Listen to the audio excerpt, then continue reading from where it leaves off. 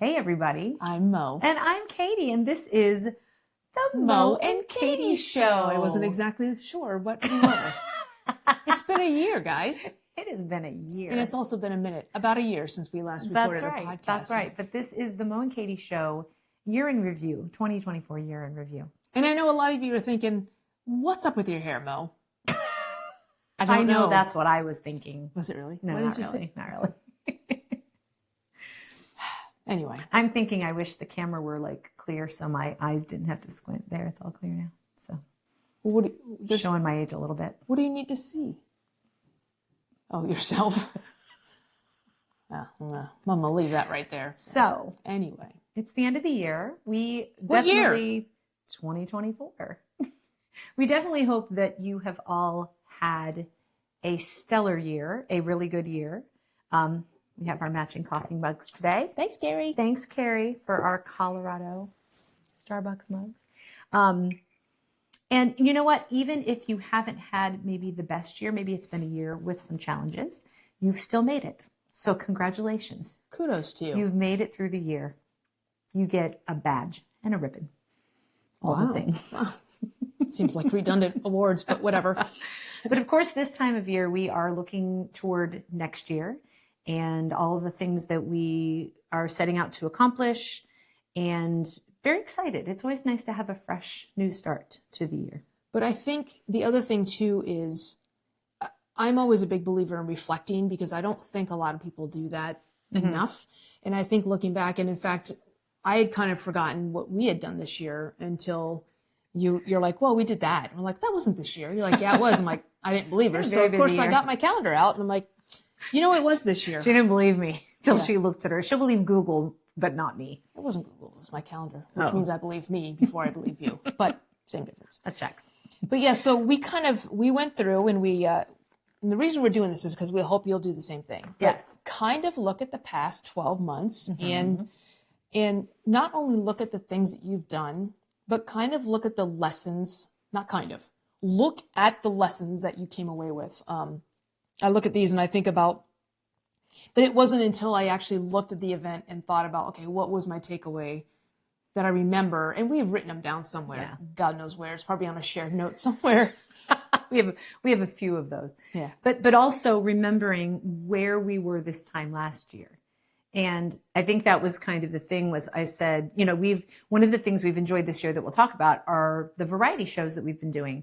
And I reminded Mo, I said, look, this time last year we had only done one, and now we've done what, 5 or 6. Yeah. So but it puts things in perspective. Yeah. So again, I think a lot of times you forget where you are in the year or in your life until you take that time to kind of reflect back, because I feel like we've been doing the variety shows forever because because we spent so much time planning it. We spent so much time thinking about it and socializing it, and then finding a venue and then actually pulling it off and then hot washing it. So like it's been part of our battle rhythm for so long that I thought we had been doing it for a lot longer than we actually have. And I think too, the podcasting that we've been doing since 2020, we have been podcasting since March of 2020. Yes, March of that 2020.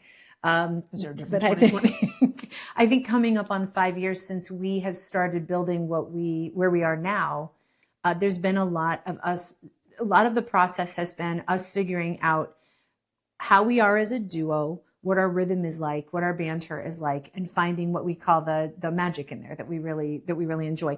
And I feel that 2024 was a year where we landed on a lot of things. There's been a lot of self-discovery up to that point. And maybe you're at the same place in your life where you have been on a journey of, you know, figuring out exactly what is what. And, you know, if 2024 isn't the year that landed, maybe you're on the cusp of it for 2025. Yeah. But yeah, so I think the biggest thing that in January, I learned to bring your own HDMI cord. Because that was the lesson. Yeah, it was. There was a lesson there because anyway. So it's the speaker's bingo card. Yeah. All the things. Yeah. In February, when we did our Galentine's Day variety show, the note I took away from that is watch out for the pre-gamers. Oh yeah. Yeah. See, yeah, we had a very interactive audience. We had specifically 4 women who came to the Galentine's Day show. Interactive is a good word.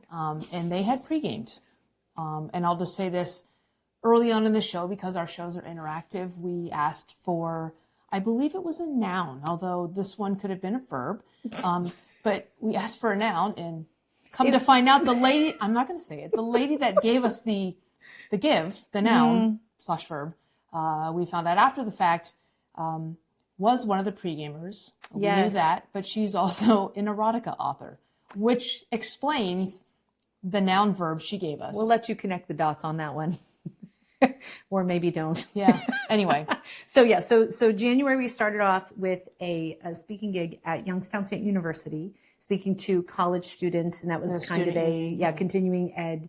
And then also working, our good friend, Greg Smith. We had a lot of Greg this year. Yes. Greg's company, Compco, brought us in. Mo spoke to his team.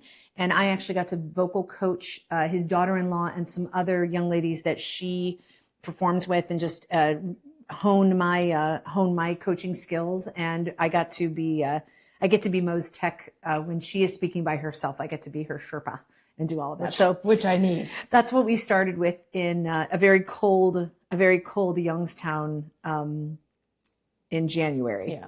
So then February we had the inappropriate offer, and then March we went back to Youngstown and we did our duo TEDx, which was something we had actually put out into the universe, if you will, in 2020. In February of 2020, we had said we want to do a 2-person TED Talk, and it took 4 years, which in my view is way too long. But there's always somebody kind of saying, well, no, that's quick. So, yeah. So, I mean, we did the 2-person TEDx talk in Youngstown. I feel like we learned a lot from that experience. That was kind of where we had to land on some decisions about who we are and what we stand for and what we do. Yeah. And I think that whole process of writing the talk, but also it was fun, like to write, practice, memorize this 12-minute talk that was staged. And I mean, it was a lot of work, you guys. It was really cool. It was a lot of work. And there were times when we're like, we're never going to get this. Honestly. There were times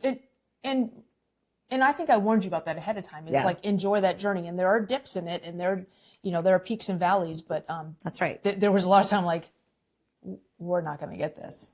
We did. But, and that is where we were able to land on the reason we do a lot of the things that we do is to disrupt monotony, because we're all living in some sort of monotony, and disrupting it keeps us on our toes and makes life a little more interesting. Mm-hmm. So so that was in March 8th. And shout out to our coach, Kimberly Weil, she is probably 90% of the reason the stuff that I've gotten to do has happened. I mean, just the work she puts us through, and the edits and the feedback and the opportunities she puts in front of us. So she's very good to us too. And then 2 days after TED, I had surgery on my hand.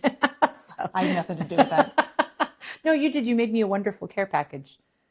You did. You gave me a shoehorn. You gave me a card shuffler because I couldn't shuffle cards. Okay. Very important things. All right. But then in April, we went to England, and we did 4 gigs in 2 days, 3 workshops and a variety show. Learned a lot there too. And again, made a lot of friends and connections, and renewed a lot of friendships that we'd had. So That's that right. was good. And that was a big deal. Mo has a really wonderful habit of making a lot of dreams that I've had and things on my bucket list come true. And I've wanted to go to England since I was 17 years old. And through relationships that have originated with you, we were able to do that. So I'm really grateful for that. It was amazing. We went to Cambridge. We spent 3 days in Cambridge, 4 days in Cambridge, and a few days in London. And got the chance to teach at a university and a hospital and and an Air Force base. Mm-hmm. So it was really, really cool. And that was the debut of our Unforgettable Experience hoodies too. Ba-bam. So yes. So that was April. I learned a lot about energy management. That was a good trip. You did really well. I know. I learned about energy management. I got to be in places where Muppets stood. That meant a lot to me. I don't think any Muppet stands anywhere. The Muppeteer does. That's true. Anyway. In May, we were on 3 different podcasts. So Kimberly Weil, Dylan's, and Polo Rio Tate's. But the biggest thing, and I think this is kind of where our pivot started to happen, was we were asked to MC the Show of Champions for the Sweet Adelines International Region 19, their regional competition. The last event before the party and slurred speech is the Show of Champions. And so all of the, it's a competition, yearly competition, and groups of 4 women, which are called quartets, groups of not larger women, larger groups of women, which are called choruses, all compete. And this is a chance to kind of see everyone who has scored well. So we were given the task of, they're like, look, we do this end of event show every year. And basically they turned us loose and gave us a theme. So that was the one where we had, the theme was Paint the Town. So you were pretty much a French painter the whole time. With a really bad French accent. But it's better than my French accent. But I had a beret. We've learned, this is something else we learned this year. We learned this on the way up to TEDx. No, can't do accents. I can, but only one. Any accent I do, whether it's Jamaican, Japanese, or Creole, somehow ends up sounding Scottish. So we didn't have a Scottish painter. I was the painter. Yeah. So but anyway. Mo was a house painter. She also, if you've not seen pictures of the Bob Ross wig, it's really good. And then we had a Van Gogh shout out as well. And then lots of puns. And here was the pivotal moment from this. This is the takeaway. At the end of the show, during the drinking phase of the weekend, some woman came up to you. What did she say? She said, I just want you guys to know I hate puns. And I'm mad because you made me laugh at your puns. Yeah. So what we call that is the conversion of pun skeptics. That's right. So that was a pivotal moment. But really what we learned from that is the joy that we get from emceeing a big event. We had a lot of positive feedback after the event. And really that really solidified for us that we really like the MC, that we like the variety shows, we like the podcasts, we like doing all these, workshops and stuff. But where we really, really feel called and pulled is emceeing big kind of capstone events like that. So and we had to pivot too. We had a pretty major pivot right before we went on stage, and really just and the other thing too is that Mo and I have a lot of we really trust each other on stage and in preparation, and knowing that we just had to make it work, and we did. We made it smooth. So that was a good lesson, but also just to look back and say, okay, we can do that. Yeah. We can pivot at the last second. Which kind of leads to, we had the summer, we were both kind of in our own, we took the summer off. By summer, I mean June.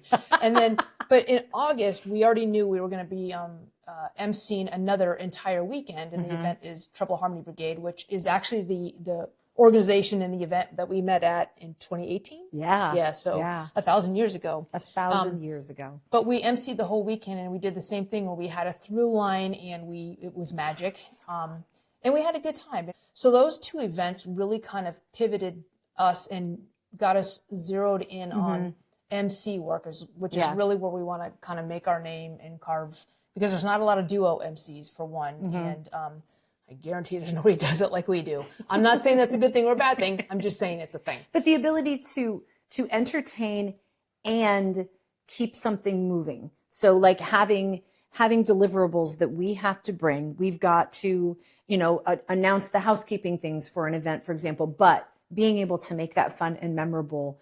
There were more costumes and props, and we're starting to get a nice supply of costumes and props. Yeah, I have a lot of explaining to Jen. Do I have to keep this weight? Yes, you do.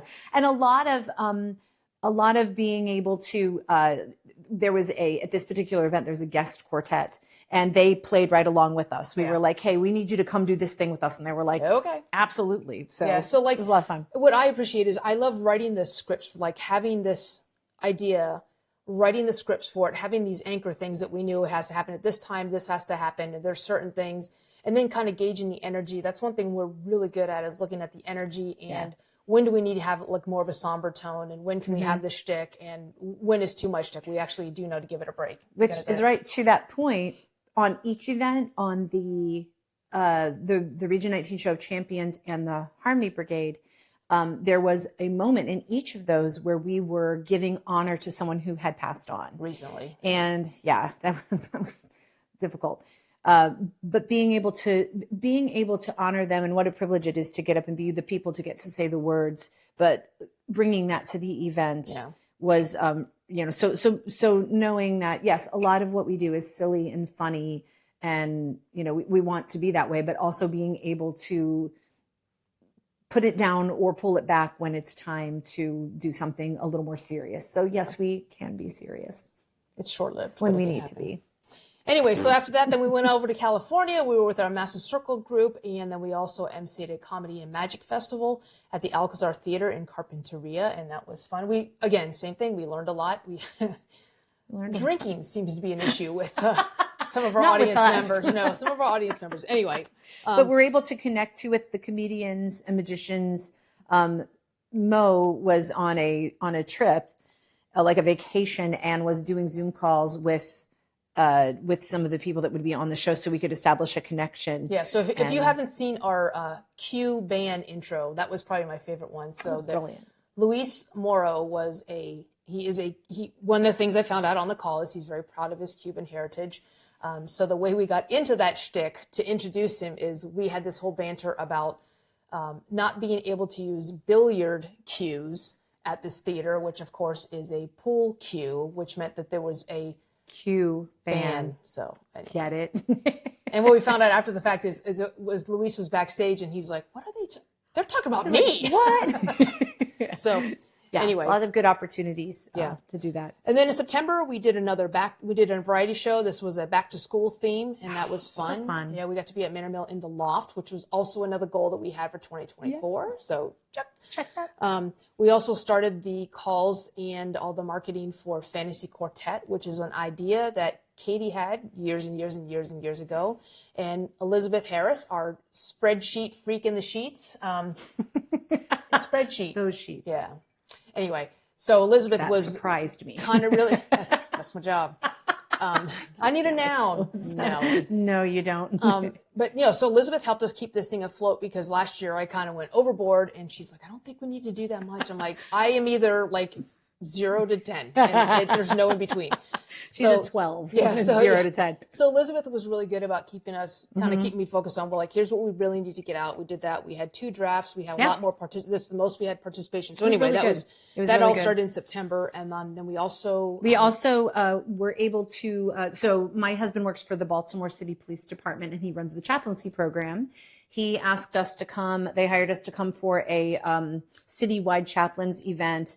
And we were asked to do basically some mixers and get everybody, talking to each other and sharing with each other. And that was really, so it was, again, something different. We pulled some new activities out for that. And it was really good. So we got a chance to work with the fine chaplains of the Baltimore City Police Department and get a chance to work in a very different kind of venue than the other things that we do. Yeah. And it was kind of cool too, because I think it's always fun when we go into these events and we want people to interact and mingle and be curious about each other, because a lot of people they're either on shift work or they're remote work, and so they don't actually get to meet each other. And then they finally are in this room. I always consider it a success, but it's also kind of a pain in the butt. But when they're connecting so much and you can see them going, "Oh, so-and-so," and but we're like, "Okay, the activity's over. We need to move on to the next thing." And I'm like on a schedule, but I really do like that. And that was kind of something we found in the event we did yesterday. Anyway. Yes. So that was September. October, we attended a musical improv class. We did, with some local improv groups in Baltimore. Yeah. Katy is a rock star at that. I probably could have just driven her, dropped her off, and picked up. Anyway. Great. And then we went to New York to see Once Upon a Mattress. So Jen and me and Katy, we went up there and met Janine. Yep. And we saw Sutton Foster. We did. Yeah. And it was wonderful. Yes. And then in November, we had a Thanksgiving variety show. We did. So our Thanksgiving variety show, we are using a new venue in Baltimore. It's called Resonate. So shout out to Trevor and Melissa Chin.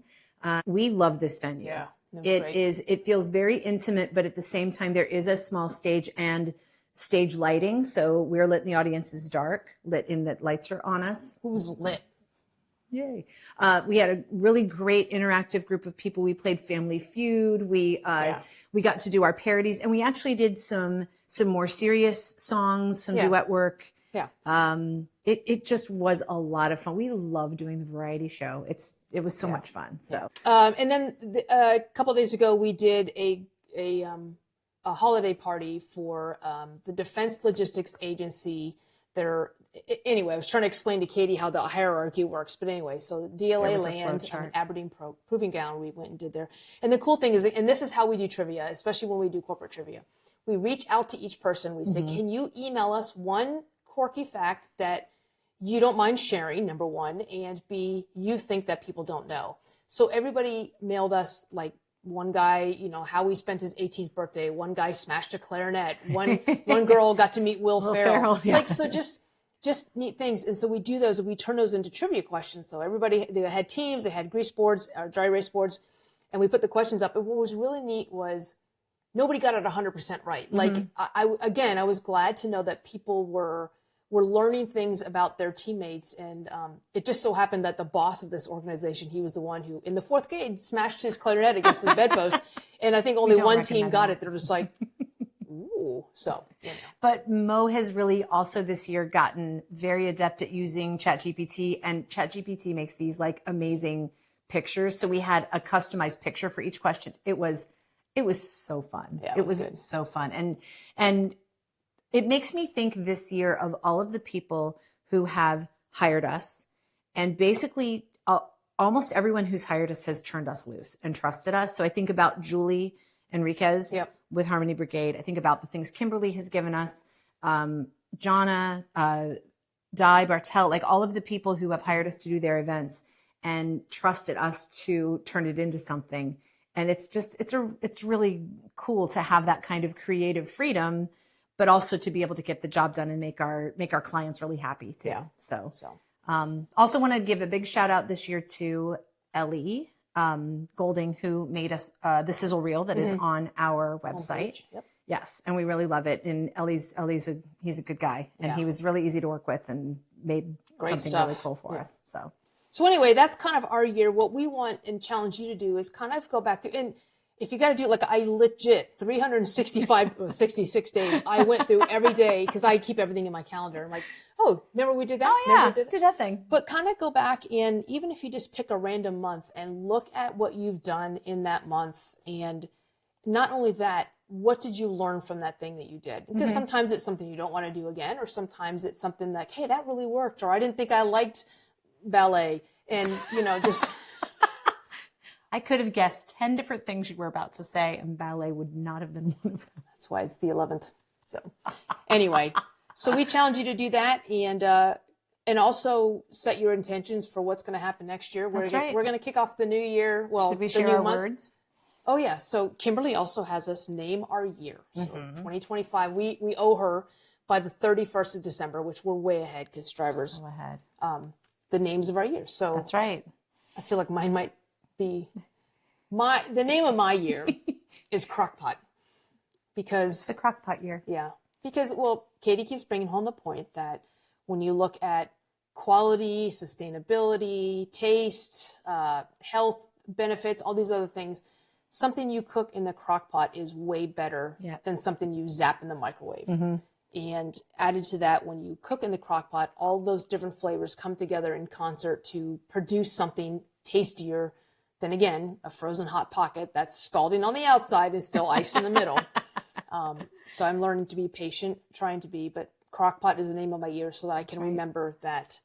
And one advantage of the fact that we work as a duo is that we get to borrow and share each other's words and years too. So some things we have to work twice as hard at, and some things we work half as hard at. So it only works a quarter of the time. Yeah. So my word, in addition to Crockpot for us, is break wall. So we've been really working at building some things, and I really believe this is a year that even more so we're going to see. When you're trying to get out, I always think of Tom Hanks in Castaway trying to get the raft, to a certain point where he was at sea. You have to get over that where the waves are breaking. And I feel like we are beginning to do that, and just so grateful, just really grateful to you, Moe, that we get to do this. Yeah, I love this. And this is second and additional careers for both of us.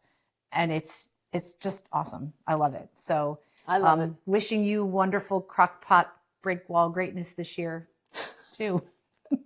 Yeah. So review your year, pick a month, whatever it is, and see what you learn from it. Kind of look back at where you were this time last year. Yeah. And then think about where you want to be this time next year. So yes, I want to be on a stage with you, emceeing some corporate gala. That's right. Is it gala? Gala? Yeah, I don't know. Party. So Woohoo! Anyway, and I wish everybody patience and laughter and love this season. Be safe and be patient. That's right. And also be patient. And be grateful. Keep laughing. And stay positive. We'll see you in 2025. Woo-hoo! Unless you're watching this in 2025, then this is us from see beyond. you soon. Okay, bye. Bye-bye.